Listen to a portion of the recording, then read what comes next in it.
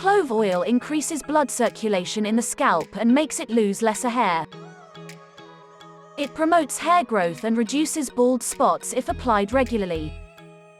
It also makes your hair look shiny, strong and long.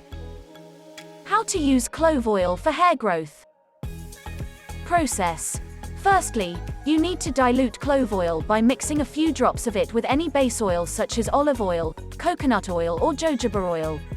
Typically a 1 to 2% essential oil in the rest of carrier oil is suggested. Now, massage your scalp with this oil blend and allow it to work overnight. In the following morning, rinse off the oils with any mild shampoo and warm water.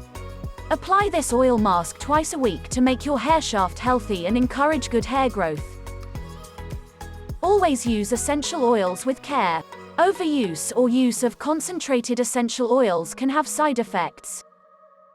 Some people are allergic to certain natural ingredients, hence need to be sure about their allergies before using such ingredients.